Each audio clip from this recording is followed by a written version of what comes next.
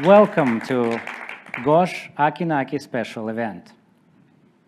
Today we're going to unveil a groundbreaking blockchain architecture. But before we do that, I would like to thank the amazing Gosh team for doing an impossible. Thank you very much. I would also like to thank our supporters and investors, without whom that would not be possible.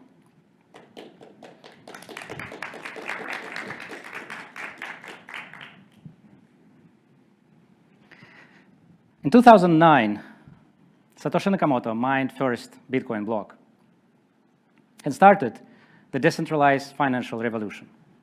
He brought finance back to the individual hand. 5 years later, this guy, Vitalik Buterin, at a Miami Bitcoin conference, said that he wants something more from this financial network. He wants to run some kind of applications on top of this network. And to run these applications, he needs an execution environment, a computer that could be decentralized. So he said, Bitcoin is not enough for that. We need something else. We need something more powerful. We need a Turing-complete virtual machine. We need something we can run any kind of program on top. And he called that world computer. What kind of applications he thought he would run on this world computer? Well, he actually gave a list. So he said some financial applications might run on that, like some financial smart contracts or insurance or maybe decentralized prediction markets. But he also said there could run non-financial applications. It could run storage, decentralized storage. It could run decentralized social networks. 2 years ago, Vitalik Buterin gave an interview, and he said, and I quote, "I still believe Ethereum could be the world computer." So apparently, it isn't. And it seems that we kind of abandoned that vision to create the world computer. This guy didn't. 2 weeks ago, Satya Nadella, CEO of Microsoft, pronounced on Ignite stage that Microsoft Azure Cloud is a world computer. And if you think about that, he's kind of right. Because there are millions of people, actually billions of people, who are using his world computer. It's not decentralized. It is very, very much centralized. But why it happened? Why we, who coined the term world computer, couldn't build one?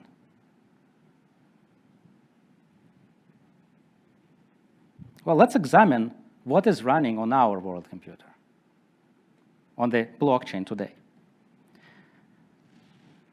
90%, and we're being large here, of all the applications run on all blockchains today are financial applications. Only a tiny piece, less than 9% actually, is non-financial applications. Most of that is thanks to the Filecoin and other storage solutions. So why so many years passed and we couldn't build more applications which are not financial? Well, let's talk about that. Some people said it's because of seed phrase. Some people said that these 12 words that you need to create the wallet on the blockchain, it's actually what stops most of the people to use it. We actually don't believe in that. We don't believe in that. Because why it doesn't stop them from using the other financial applications? And also, there are many tools now to manage the seed phrase. There are hardware wallets, there is a wallet abstraction, and so on. It seems that's not the reason. Let's examine what we would do. Let's say we build some kind of a social network, let's say like Instagram, decentralized, okay? Well, you want to upload the photo to this decentralized Instagram, and you hit the button, I post.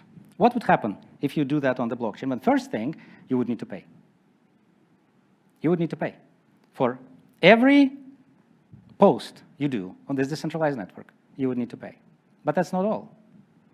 So you paid. And then you wait. You wait, and wait, and wait. The picture doesn't appear immediately because blockchains are slow. They're painfully slow.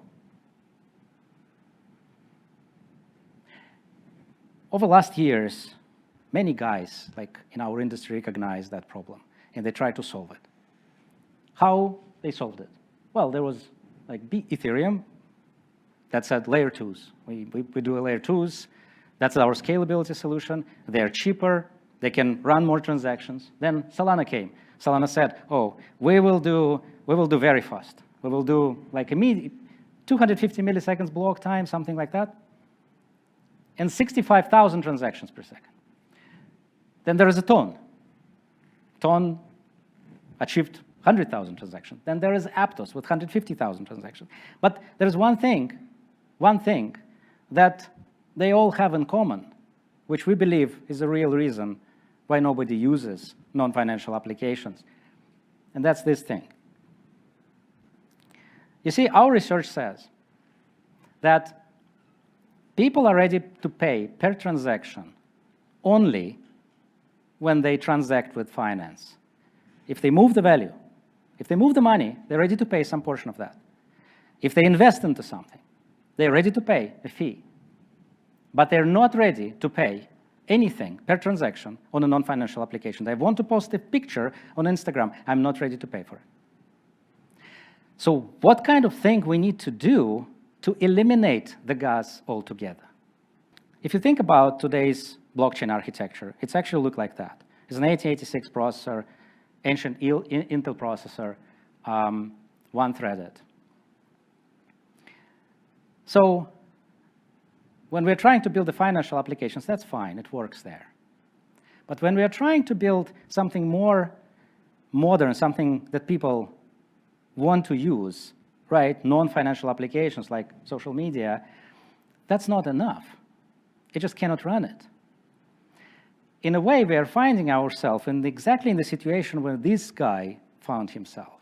Steve Jobs tried to build a personal computer with this amazing interface. He knew exactly what kind of interface needed for personal computer to be used by many.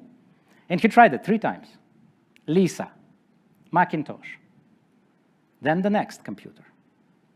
On next computer, he said, I know exactly, we built this amazing operating system that people will be thrilled to use. And what computer we're going to run on? Well, there is no such computer, so I build one. So he built one. He built the next computer. Nobody bought it. Nobody bought it. $8,000 was too expensive. Nobody could buy it. So he waited additional time for when the industry was ready to give him that. And that is what we need. We need a processor that can run simultaneously multi-core, multi-threaded applications. And we need it to be decentralized. We need something like that. You see these guys there? That's what we have today. That's what we need to build. Can we do it? Well, first of all, let's talk what we need to do. So I think there are 4 parameters that we need to have. The fast block production, so that people don't wait too much. Then we need a massive amount of parallelization. We need millions of parallel executions because we need all of these people not to wait. Then we need a sharded state because the more people use it, the shard will become larger and larger, basically the storage. We need a lot of storage, and we need to be able to shard it like Microsoft Azure databases sharding it. And then, of course, we need the high security, right, because we are a blockchain. So you see, many tried, and some of them achieved some of that. Some portions of that, someone did great security, like Bitcoin. Then Ethereum with this new sharded architecture, and then Ton with parallel execution, Solana with the fast block production. But no one quite got it to do it all in one, because we need one processor like that. And today, we will show you that processor.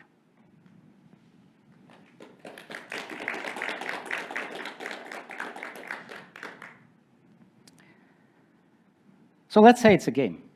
And actually, it's a horror game, as you might guess. This horror game actually has parameters. So let's talk first what it can do. The block time, block production, is 330 milliseconds. Is massively parallelized. It's almost infinitely parallelized. You can run as many block producers as you want. The finality is less than 1 second, and the security is orders of magnitude more than that of a Bitcoin. And it also has very interesting property. It's actually self-adjusted.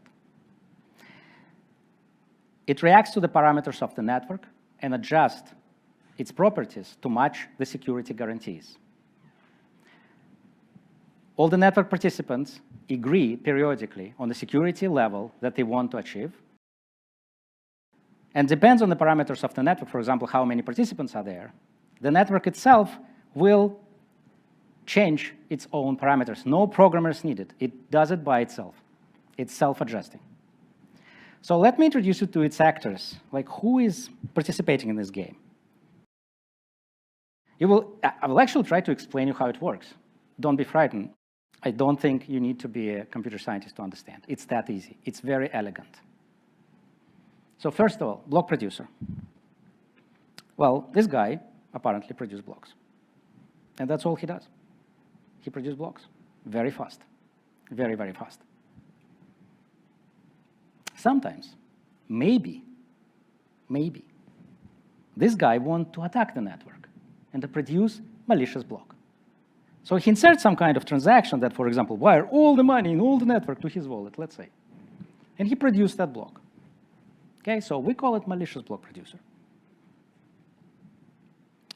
Then there is a block keeper. The block keeper is the guy who receives the blocks, and it doesn't care. Block malicious, non-malicious, just receive the block. When he receives the block, he sends an attestation that I received the block and send it to the network. That's all he does, except for one tiny thing, one small thing. He also rolls the dice. It's a very special kind of dice. It's actually even not rolled once, but we will talk about that later. So he rolls the dice. What happens when he rolls the dice? Sometimes this dice will fall, and he will need to turn into this amazing creature. And it's actually a she, we believe. Acki Nacki. Acki Nacki is a girl who will check the block. She's actually going to verify the block. And if the block is not malicious, she'll set an ACK, acknowledgement, we call it in computer science, to the network.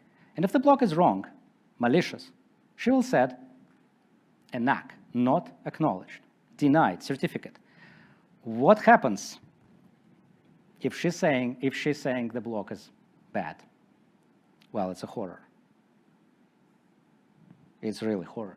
Because all the network turns on the malicious block producer, slash him completely, take all his money, burn it, it's important, not take it, burn it, and kick him out of the network. And that's it. That's it. It's that easy. It's super easy, super elegant. It's amazing, actually. What is the proper, why did we do that? What it achieves? Well, it's actually the network which is optimized for optimism. It's a very optimistic network. In fact, it's a very, very good game. Because what happens when nothing wrong happens? I'll tell you, okay? So let's repeat it. The block producer produced the block. The block keepers just receive the block, send an attestation that they received the block. Some of them, like all of them, rolls the dice. Some of them will become Acki Nacki. Check the block. It's okay. Send the NACK. That's it. Send the ACK. That's it. It's just 3 steps. That's why it's so fast. That's why it can achieve massive parallelization. So, but how secure is it? Well, that's what happens if, and it's a big if, we will talk about it today, if someone, some of the block producer, try to produce malicious block.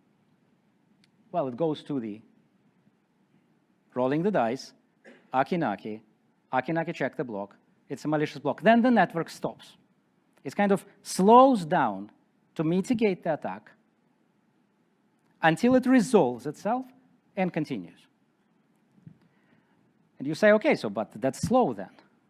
Well, it actually never happens. We claim it will never happen. Never. But before we go there, let us see why actually we build it, what it gives us.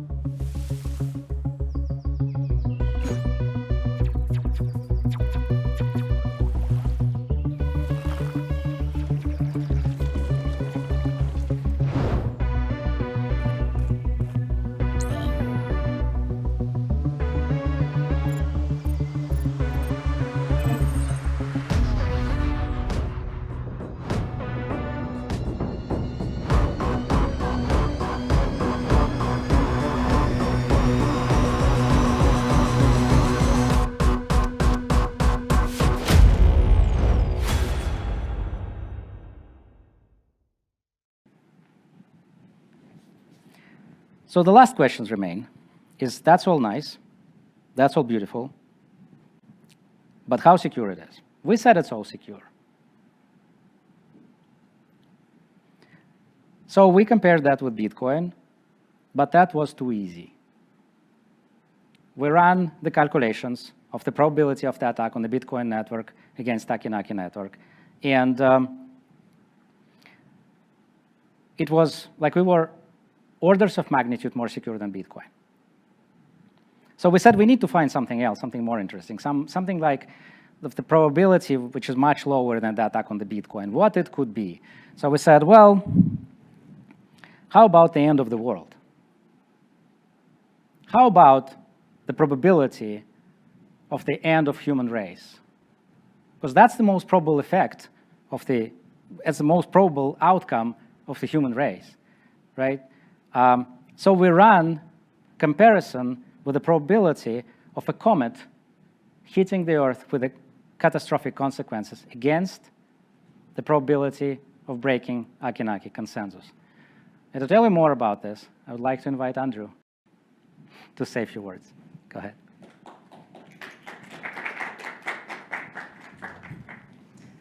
Thank you, Mitya. So, as Mitya already described a few points how our algorithm works and what we decided to do to ensure security.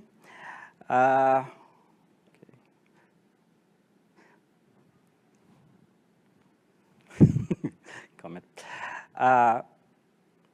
In this case, for security, we decided to choose two algorithms. One is to ensure that at least one Acki Nacki will be for at least one Acki Nacki will be for each block produced. And the second algorithm will ensure that no producer would ever know if there would be some other Acki Nacki. And for one, to actually like try to calculate who will be the next one, whatever, it will take infinite amount of time. This is based on the like trying to order a deck of cards and make sure that the next card will be something for each particular block, and block producer will not have that knowledge. He will just show, okay, this is the card, and whoever in the block keepers has this card, please check that, become Acki Nacki, and ensure that this block is correct. The second algorithm, pretty much the same. Each block keeper rolls a dice and checks if he will need to become an Acki Nacki for this round. Two of these algorithms ensure that first, security, and second, security. Just multiply this, and you will have this probability. And the second question you may ask, what will happen if some attacker decides to, okay, let's try to DDoS all of the valid or honest block keepers and produce a malicious block? Well, this is the third part, where each block has to be signed. And unless you have this threshold, you will not be able to produce the block, or this block will not be accepted. So if honest block keeper is DDoSed, he will not be able to sign this block. And if he is available, well, he might become Acki Nacki. So roll the dice, and if you can win against us, then you pretty much can win against the end of the world. Okay, thank you. And yeah. We're going to release a white paper with all these calculations. That is actually the probability. The Bitcoin is 1. It's actually already gone by that time. So this is the probability of a comet hitting the Earth with the catastrophic consequences. Of course, not every comet. This is the probability of the attack of the Acki Nacki. So again, you will be able to check if our calculations are correct. But at the moment, we are quite certain that nobody in a right mind will ever try to produce malicious block, because your probability of winning is this.